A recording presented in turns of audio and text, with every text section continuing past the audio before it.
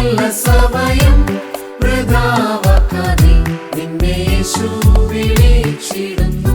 വരുവിൻ, ഈ നല്ല സമയം വൃഥാവാക്കാതെ നിന്നെ യേശു വിളിച്ചിടുന്നു.